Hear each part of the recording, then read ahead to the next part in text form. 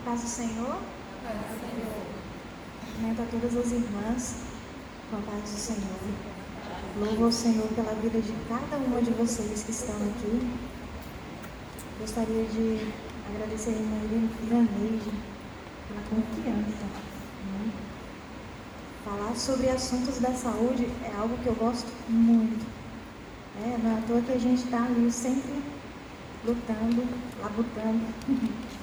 Amém? Tá dando para ouvir as irmãs que estão lá atrás? Na hora que eu estava aí, parece que eu não estava ouvindo 100%, assim, fica bem baixinho, se quiserem vir mais para frente. Bom, eu fico usando a máscara, né? Eu não sei se as irmãs também é do mesmo jeito, não sei se por conta do trabalho, a gente fica muito tempo com a máscara e quando a gente tiver assim, faz, né? Dá aquela respirada, um pouquinho de falta de ar também às vezes. Amém? Nós estamos no finalzinho, né? De um mês muito especial. Todos os meses são, mas o mês lembrado como o mês rosa, né? O outubro rosa para as mulheres, se torna um mês muito especial. Mas eu gostaria de pedir para todas vocês, não se esqueçam que não é somente no outubro que nós vamos lembrar de cuidar da nossa saúde. Não é somente no mês de outubro que vamos lembrar, eu preciso me avaliar, eu preciso correr atrás dos meus exames, eu preciso ir no médico. Não é só o mês de outubro que merece essa atenção, tá bom? Mas é um mês alusivo, né? E por isso que nós falamos mais nesse mês, mas que possamos estar sempre lembrando, né? A irmã Iraneide já trouxe aqui um versículo que eu queria trazer para as irmãs. Quem ainda está com a Bíblia aberta nesse versículo, né? 1 Coríntios, versículos 6, o 19 e o 20, né? Vou só refrisar novamente com as irmãs. Diz assim: será que vocês não sabem que o seu corpo é a morada do Espírito Santo que Deus lhes deu? Seu próprio corpo não lhes pertence, porque Deus comprou vocês por preço elevado. Portanto, glorifiquem a Deus com o seu corpo. Né? Às vezes a gente pensa assim: o meu corpo é templo e morada do Espírito Santo, então eu preciso me cuidar com o que eu vou vestir. Eu preciso me cuidar, né? Assim, com essa parte aqui de fora. Mas não é somente isso, vai muito mais além.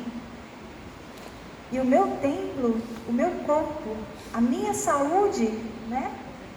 Ela faz parte. Eu preciso cuidar do meu corpo.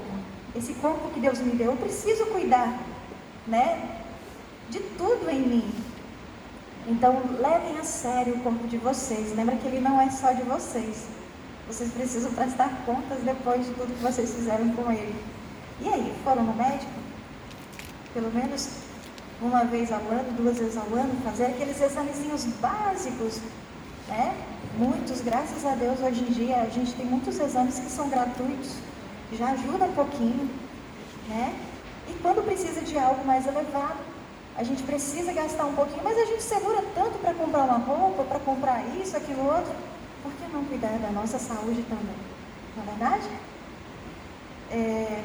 Eu coloquei aqui no computador só para não me perder, porque são tantos detalhezinhos que eu gostaria de trazer para as irmãs aqui hoje, mas assim, numa próxima a gente traz com o data show, traz com tudo.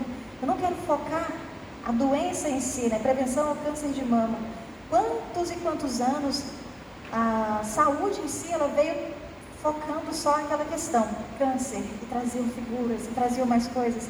Tentavam trazer a mulher para mais perto, mas mostrando o lado tão doloroso, né? Sendo que, não estou dizendo que é menos importante, mas se hoje, saudáveis como nós estamos, se pudermos pensar em prevenir, é muito melhor, não é?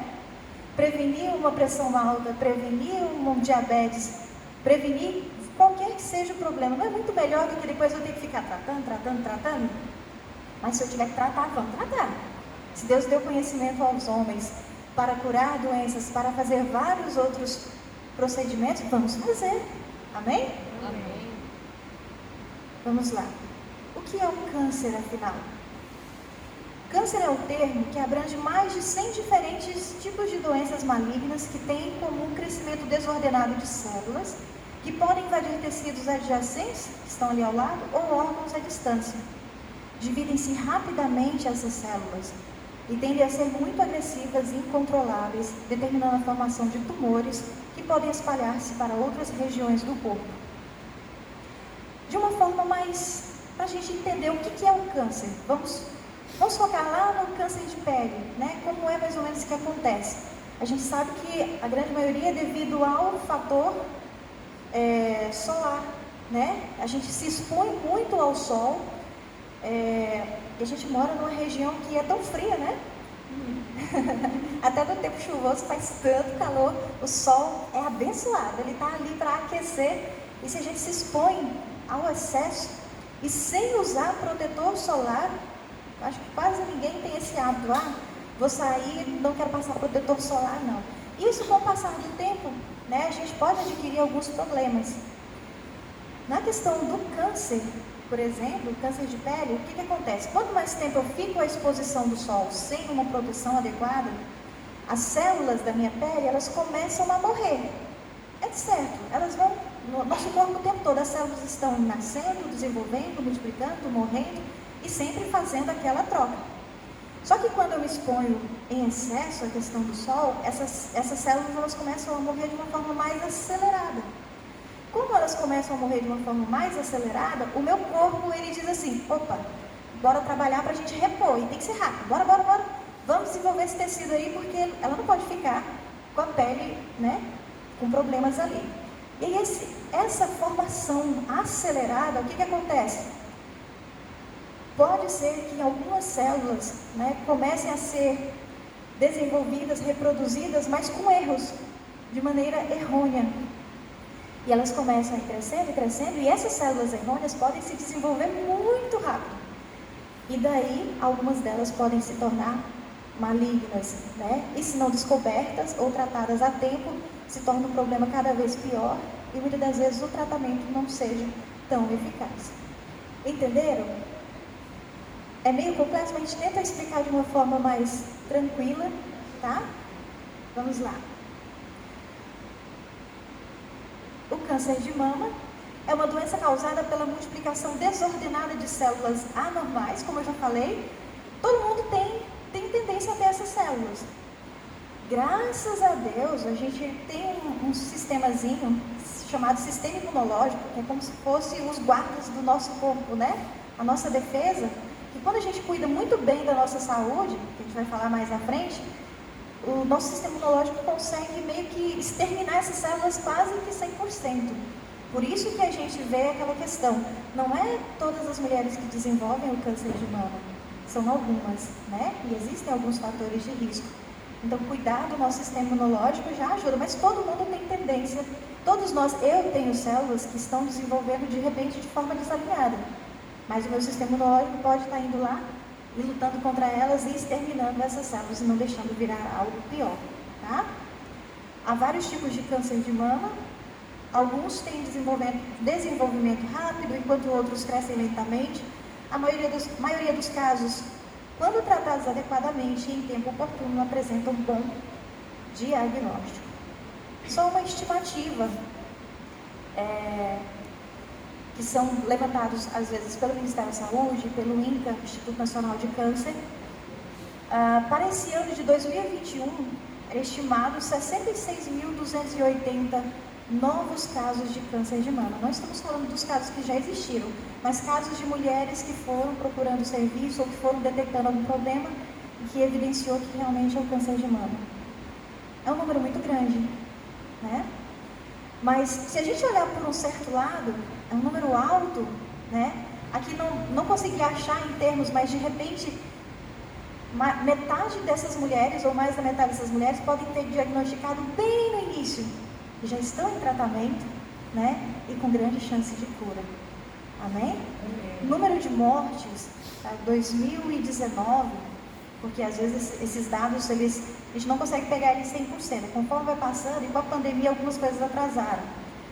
Foram 18.295 casos de câncer, sendo 18.068 mulheres e 227 homens acometidos por câncer de mama. Tá? Então assim, era mais homem com câncer de mama.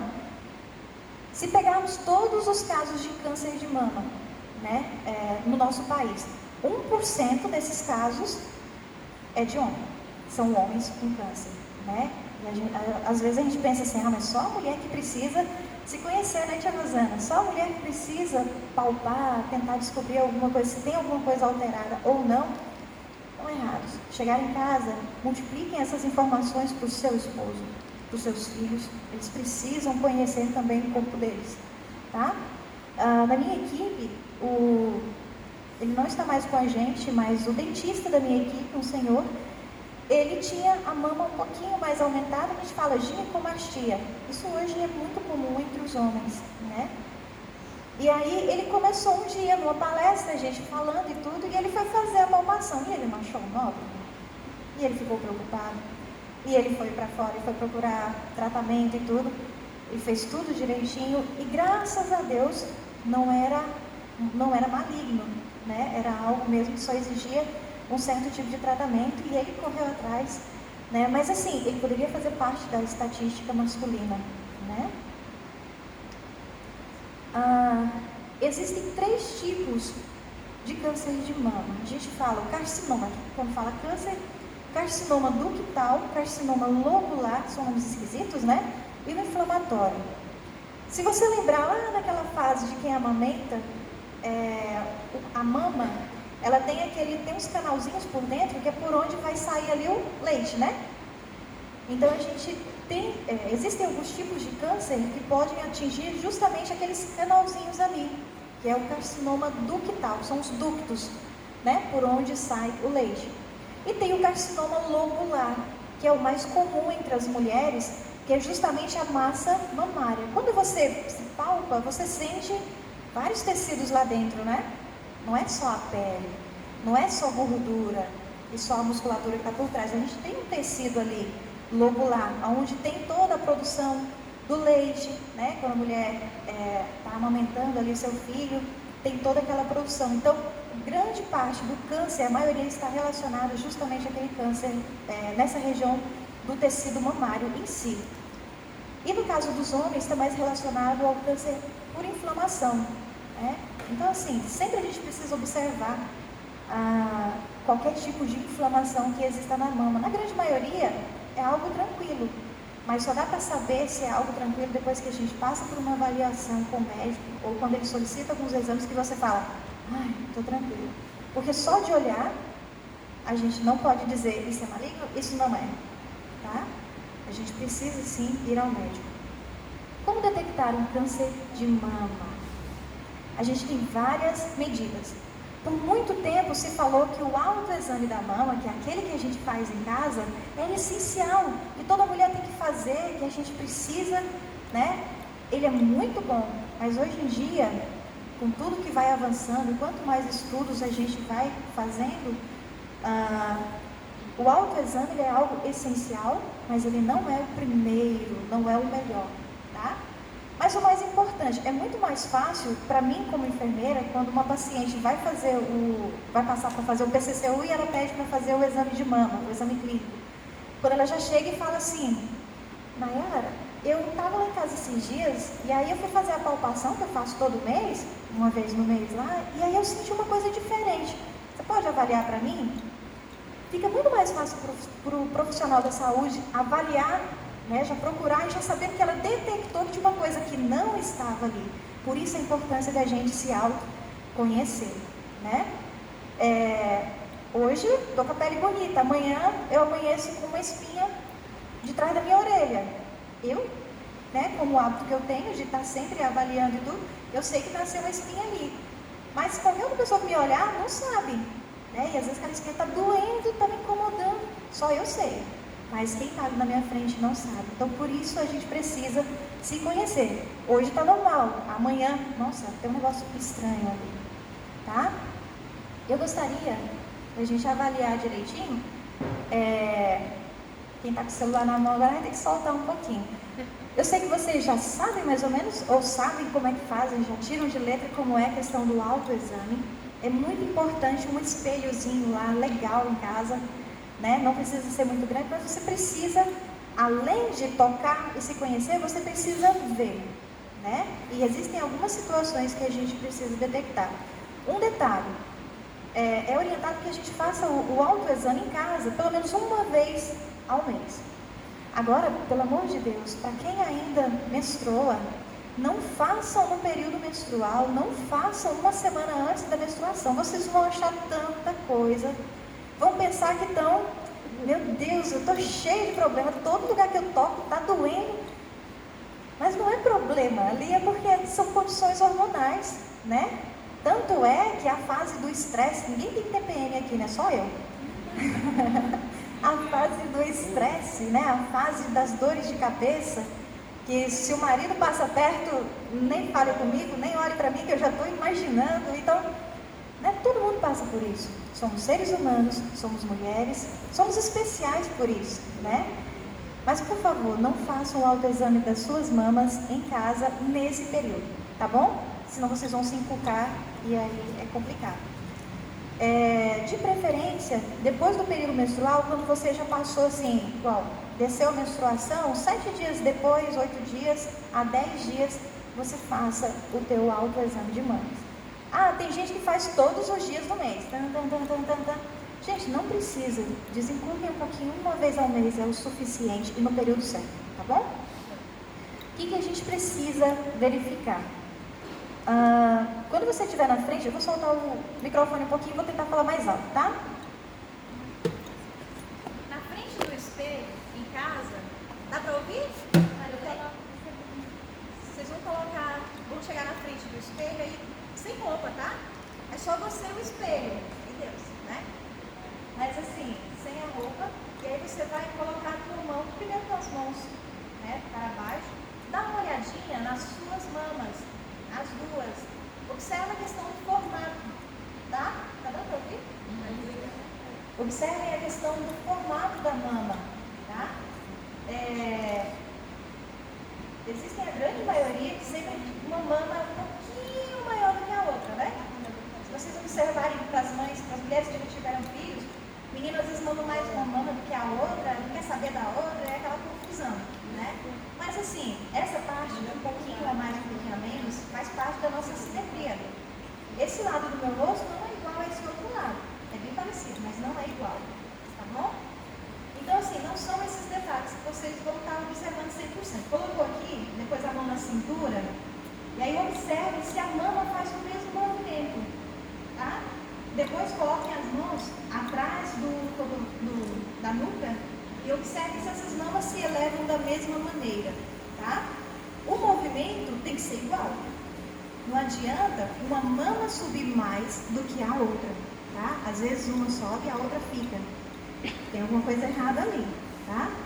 Tem mulheres que têm a mama mais cheinha. Se vocês olharem as mulheres que são mais jovens ou que de repente nem tiveram filhos, as mamas são de uma forma, são iguaizinhas, são mais cheinhas. Aí quando a gente engravida, tem os nossos filhos, a mama continua bonita ali, mas ela fica um pouquinho mais pendular, né? Então, para cada faixa etária, a gente tem uma mama de uma forma. O importante é observar como elas são em comparação uma com a outra, tá?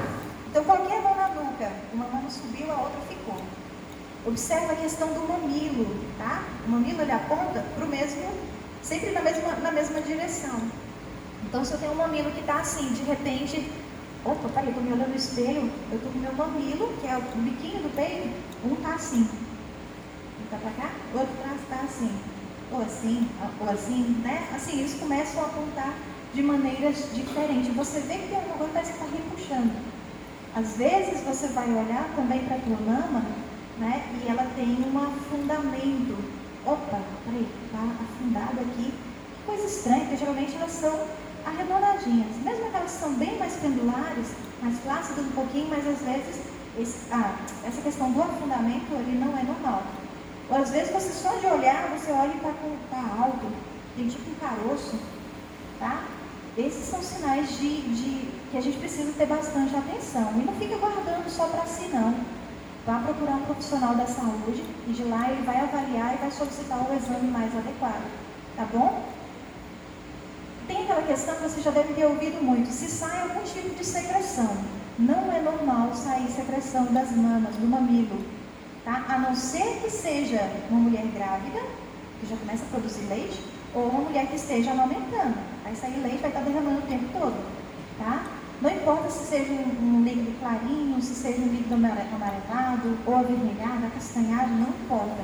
Não é normal sair líquido dos seios. Aí tem gente que fala assim, eu fui fazer a palpação, fui fazer a avaliação em casa, e eu apertei e saiu, mas ela apertou tanto, mas tanto, que saiu. Gente, se eu apertar a minha pele, apertar, daqui a pouco vai estar vazando uma aguinha aqui, eu vou estar extravasando um pouquinho de líquido, que é a linfa.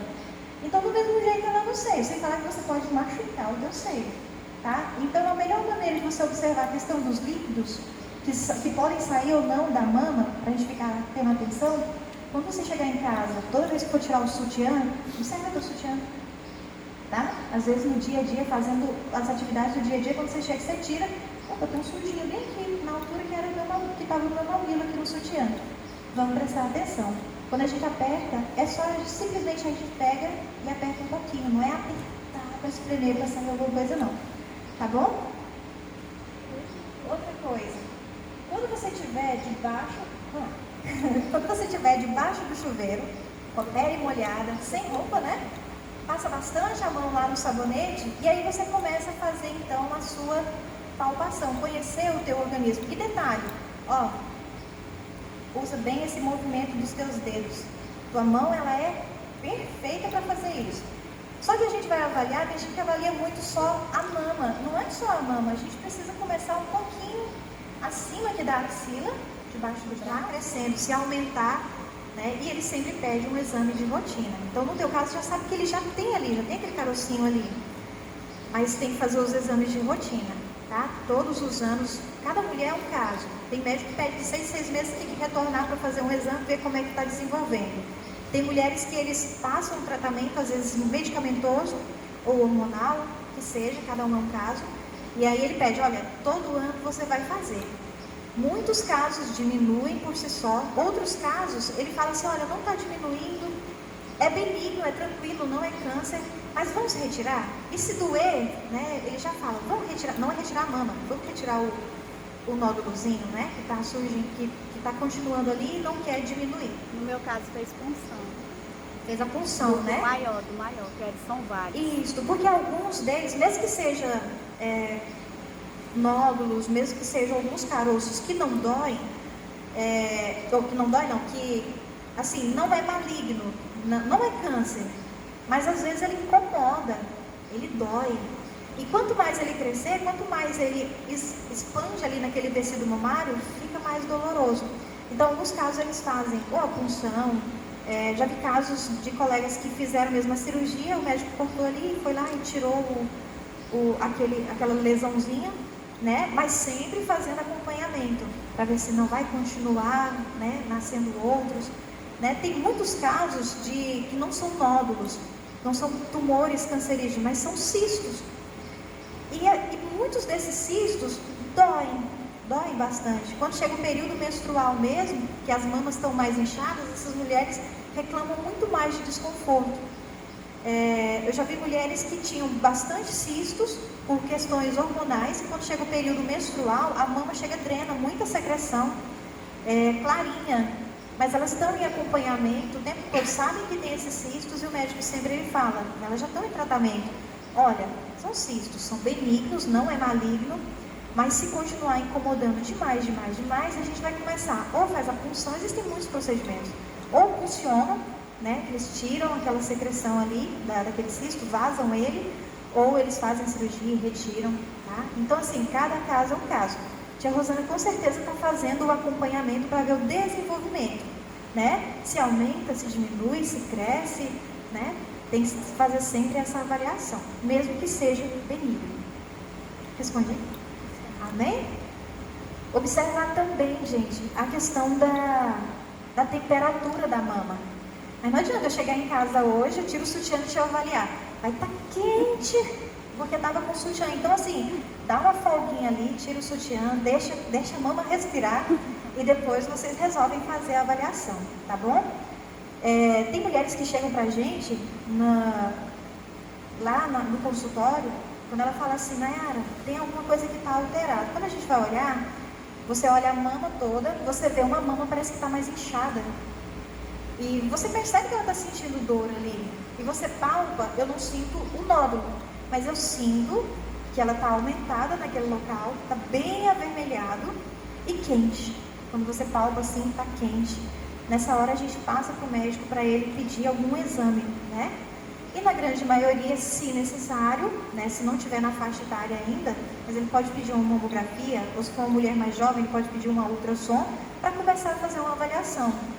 Pode não ser nenhum problema lá na massa mamária, mas pode ser alguma inflamação que está ocorrendo ali. Essa mulher pode ter levado uma pancada, né, ou pode estar fazendo um processo alérgico, alguma coisa. Existem N fatores, mas que precisa ser avaliado, melhor avaliar, tá bom? Tá dando para entender? Tá? Se não estiver entendendo, se estiver muito lenta, acelera, que eu vou arrochando aqui, tá bom? Então, como detectar também o câncer de mama? Depois que a gente faz a nossa autoavaliação em casa, que nós precisamos fazer todos os meses, mas nunca antes ali do período menstrual ou durante o período menstrual, a gente precisa fazer o que mais? Preciso ir no médico. Não adianta só eu pensar... eu faço meu autoexame, nunca tem nada alterado. Tem coisas que eu não consigo detectar. E aí eu procuro um profissional que já tenha um pouco mais, que já tenha experiência nessa área, porque lá ele faz tanta avaliação, são tantas mulheres que a gente vai avaliando, e você estuda tanto, que você consegue detectar muitos casos, né? E quando surge mesmo assim ainda uma dúvida ou uma suspeita, aí ele vai pedir os exames confirmatórios, que no caso é o médico mesmo. Tá? Então, o autoexame, a mulher que faz em casa, ele intercala mamografia, ultrassonografia. Cada caso é um caso. Se o médico vê que tem necessidade de fazer, vamos fazer. Tá? Por isso que eu falo, procurem um médico que vocês tenham mais segurança para conversar. Uma pessoa que seja mais como é que se fala? Da sua confiança. Tá? Não estou falando, eu tenho que procurar um médico particular. A gente, nos postinhos de saúde, a gente se identifica às vezes mais com um profissional, né, do que com outros. Isso é normal. Então a gente procura aquele médico que a gente se identifica mais, que a gente sente mais segurança, e a gente procura estar fazendo aquele acompanhamento com ele. Ok? Então a mamografia deve ser feita agora a partir de 50 anos até os 69 anos. Detalhe, não é todos os anos, com intervalo de 2 em 2 anos. Tá bom? E isso quando é só na questão de prevenção. Quando o médico detecta que já tem um carocinho, tem um nódulo, alguma coisa, ele precisa acompanhar, ele vai pedir com mais frequência. É o único exame que consegue identificar um nódulo com menos de 1 centímetro. Nossa, 1 centímetro é tão pequenininho. E deixa eu te falar, no autoexame, você se tocando em casa, você não consegue identificar um nódulo de menos de 1 centímetro. No exame clínico que o doutor ou a enfermeira faz lá, ele não consegue identificar o nódulozinho com menos de 1 centímetro. Mas aí vem a mamografia e consegue identificar. Nayara, mas é um exame doloroso, né? Dói muito e tal. Conselho, a não ser que o médico solicite que seja nesse período. Mas seria bom se não fizessem naquele período pré-menstrual ou no período menstrual, porque as mamas estão sensíveis, vai doer um pouquinho mais. É um exame doloroso, mas é só naquela hora que dói também, que ele comprime. Então chega, conversa com o técnico que vai fazer.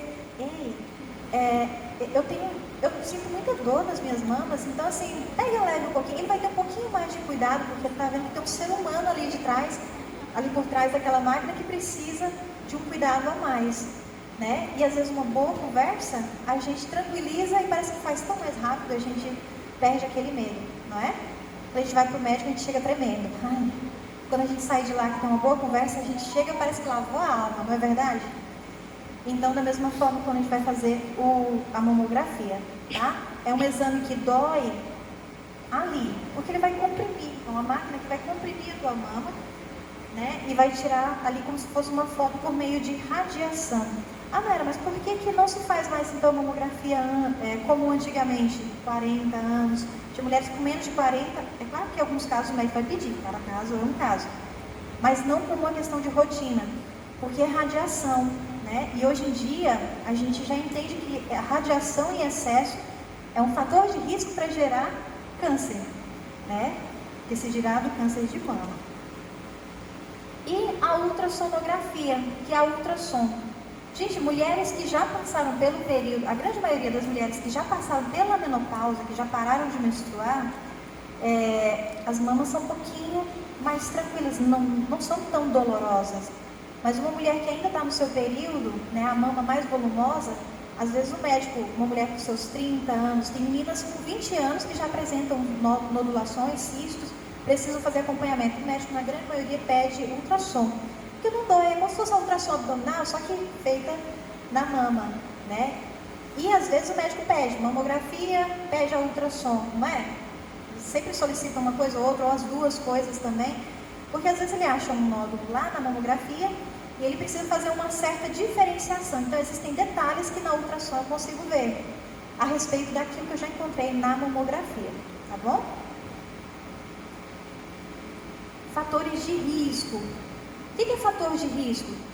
São situações que de repente eu estou inserida no meu dia a dia, ou no meu contexto familiar, e que me trazem uma maior chance de desenvolver. Não significa que, eu tenho essas situações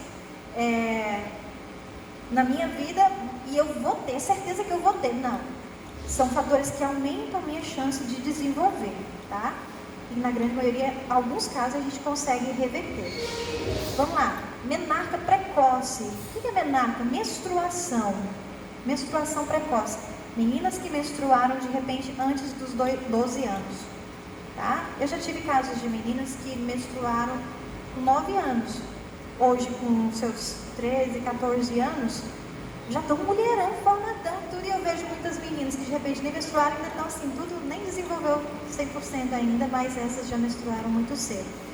Tá? Então, fator de menstruação precoce é um fator de risco. Na menopausa tardia, acima dos 59 anos, né? Aqui e lá a gente encontra algumas mulheres. A gente vai fazer o preventivo, o PCCU vai coletar, aí você pergunta assim, data da última menstruação. Aí quando ela fala assim, eu nem lembro, já entrou na menopausa, né? A grande maioria.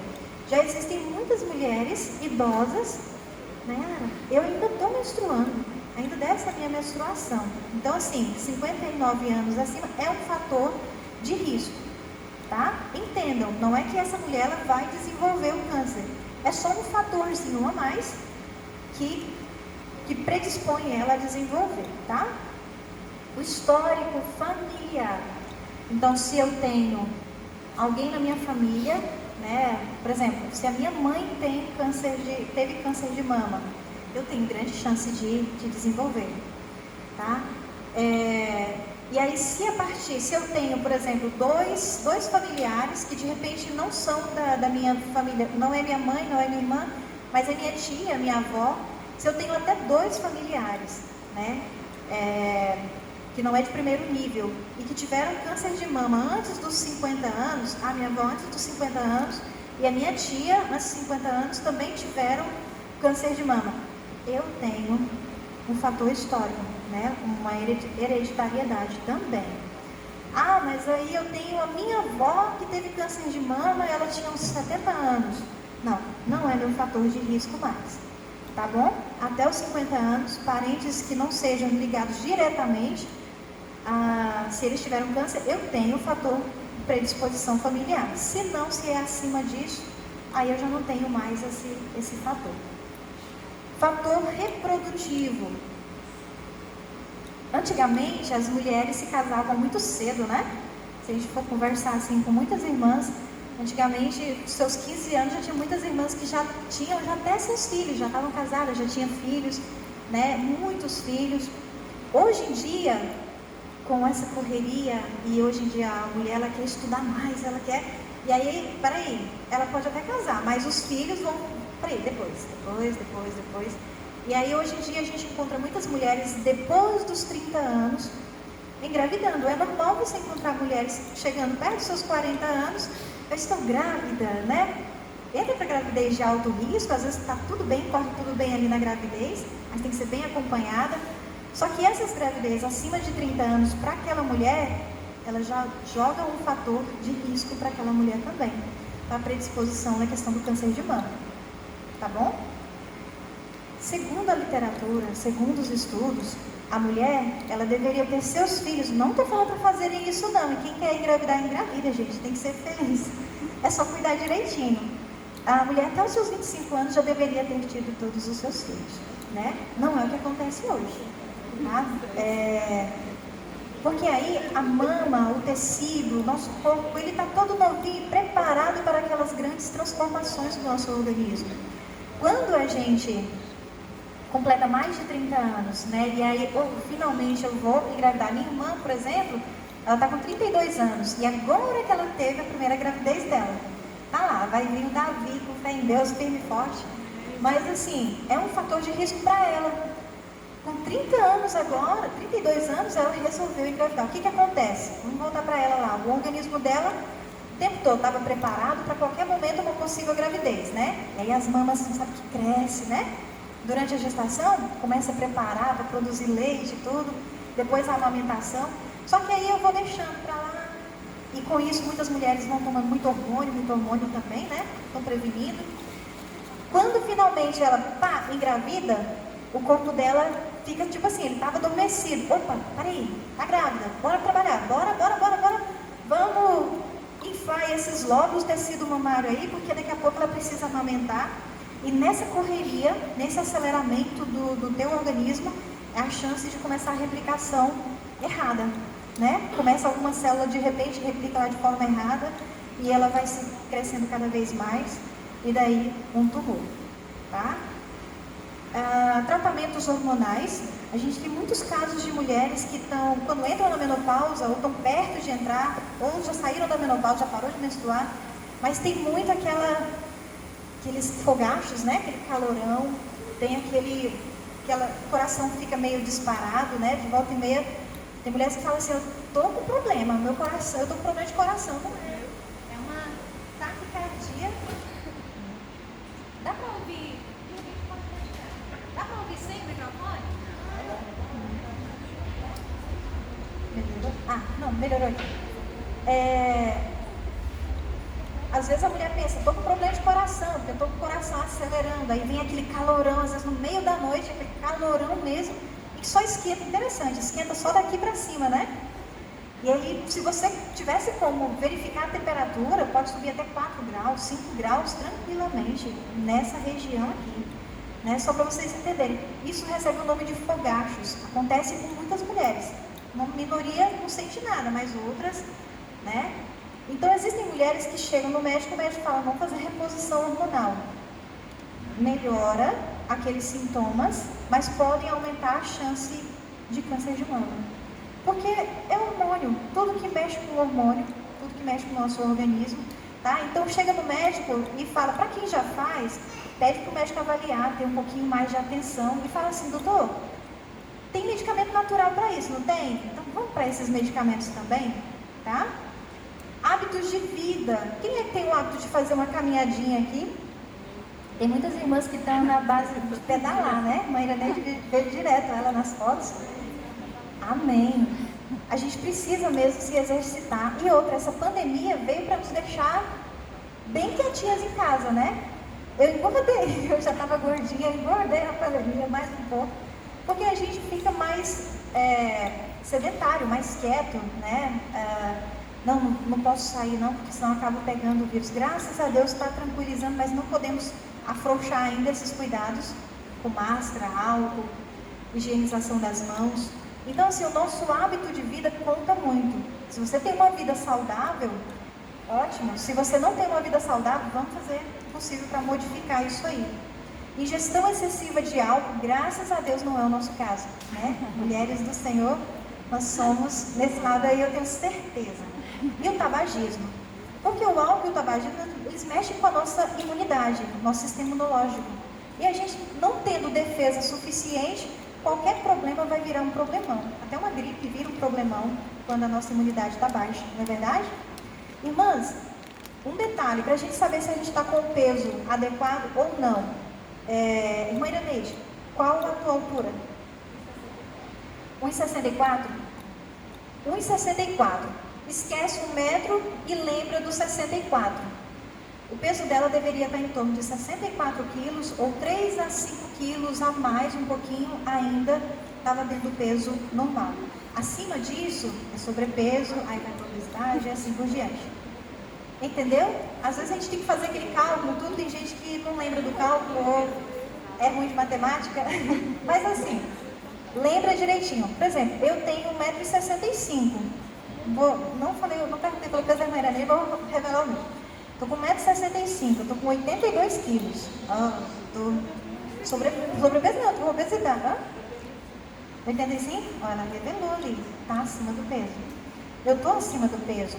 1,65 m, eu esqueço 1 metro, eu deveria ter 65. Nunca que eu vou conseguir chegar lá. Nem com a maior dieta possível, mas 65 quilos, ou pelo menos mais uns 5 quilos aí, 70 quilos, eu ainda estaria dentro do peso normal. Mas aí eu estou com 82, eu estou com 12 quilos acima, que eu tenho que dar um jeito de jogar ele fora. Tá? Então isso vale para cada uma das irmãs. Observem esse detalhe. Gente, mesmo que a gente não consiga entrar no peso normal, mas só o fato de a gente estar tentando lutar para perder aquilo ali, só o fato de a gente conseguir caminhar sem estar ofegante, de a gente conseguir dormir bem porque fez uma ótima atividade física, ó, já está valendo e muito, tá bom? Prevenção. Na questão da prevenção, a gente sabe que a prevenção em si, por mais que a gente faz de tudo, não chega a ser 100% para a gente prevenir o câncer de mama. Ah, Nayara, eu faço o autoexame de mamas todos os meses. Eu tento me alimentar o mais saudável possível, eu tento fazer atividade física, mas de repente eu tenho um fator hereditário muito próximo. Né? Então, assim, nem sempre a prevenção vai ser 100%. Mas, como eu digo, é melhor morrer lutando do que, né, deixar de lado e sucumbir. Bom, amamentação, né? Tem uma irmã ali que estava com um bebezinho. Irmãs, quem já teve seus filhos ou quem vai ter seus filhos, né? A amamentação é um dos fatores de prevenção, tá? Então, além de ser um fator muito bom para a questão do vínculo. Irmãs, eu sei que vocês estão preocupadas com o horário, mas eu quero que vocês não se preocupem com o horário. Hoje é feriado. Ouçam o que está sendo dito aqui, irmãs.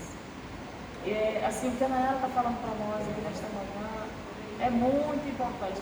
Quando eu fiz o convite, eu falei assim, muitas de nós achamos que nós já sabemos tudo. E uma das coisas que a Nayara falou aqui, eu descobri numa palestra que o pessoal da Protein veio. Não sei se vocês se lembram daquela palestra do pessoal da Protein sobre o câncer de mama.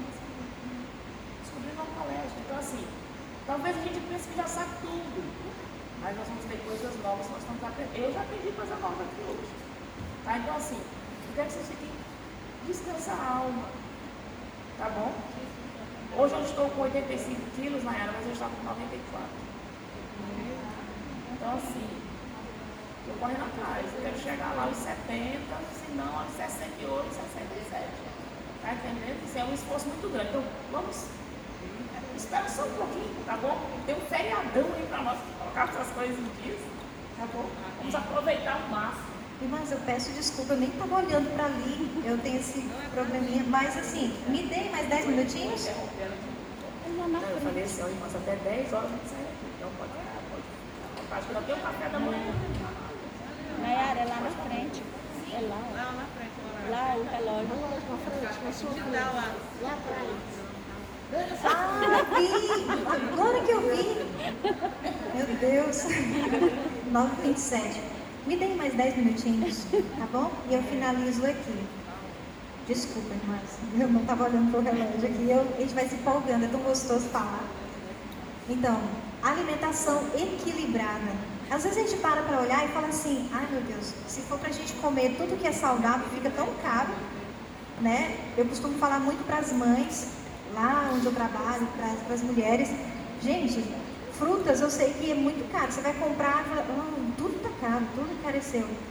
Mas a gente pode aproveitar as frutas da estação, né? Eu tenho mães lá que chegam e falam assim, está na fase de eu introduzir algum alimento para os meus filhos e tudo, mas está tão caro ficar comprando e tal. Eu falei assim, aproveita as frutas da estação. A gente tem acerola, a gente tem caju, a gente tem manga, né?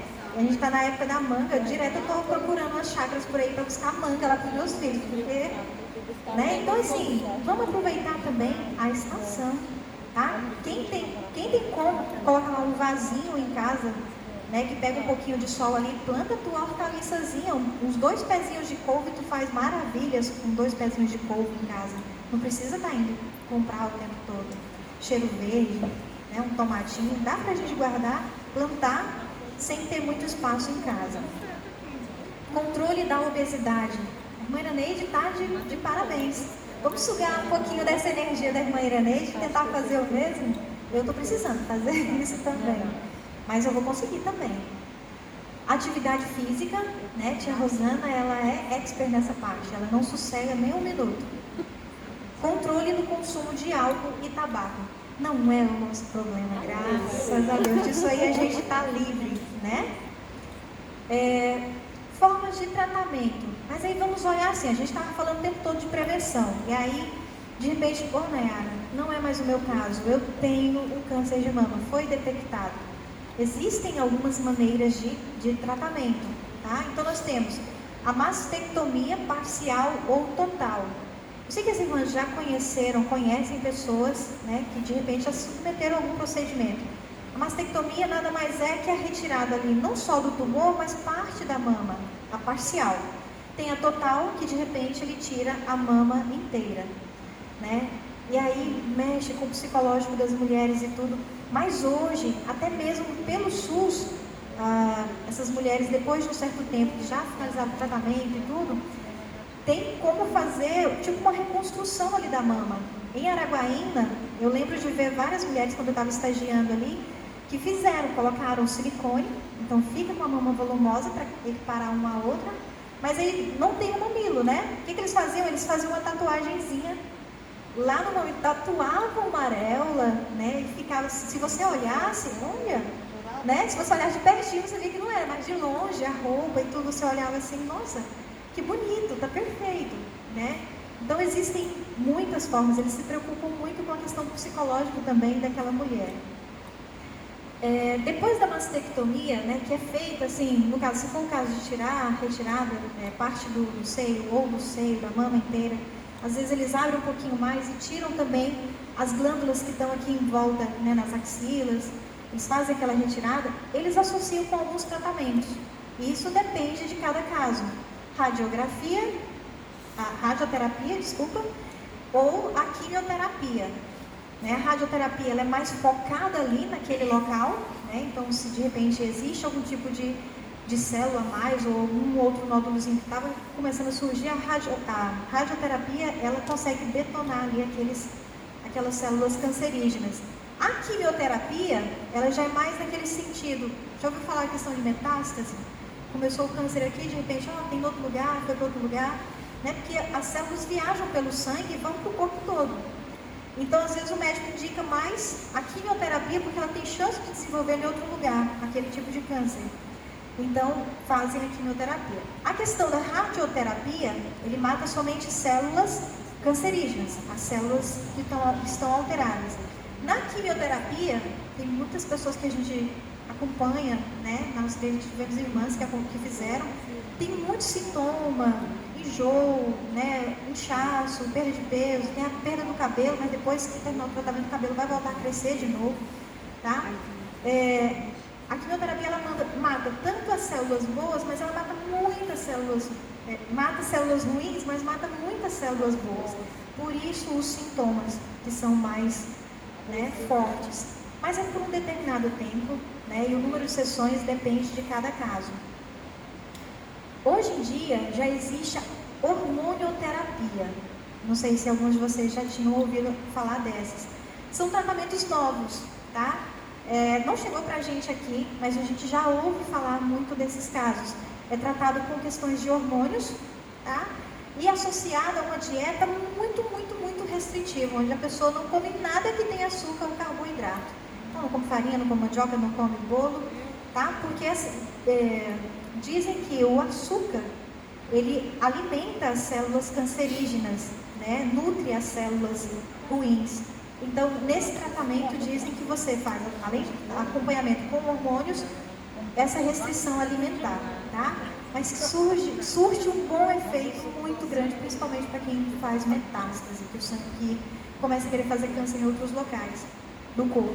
E a imunoterapia, que é experimental, ainda está em estudo, que vocês assistem jornal, então direto falam, estão estudando a vacina contra o câncer, né? De vez em quando a gente vê falar. Mas nunca, ainda está em teste, ainda não foi liberado a questão de tratamento e tudo, mas daqui a um tempo, né, vai existir algumas vacinas. A gente já tem a vacina contra o HPV, né?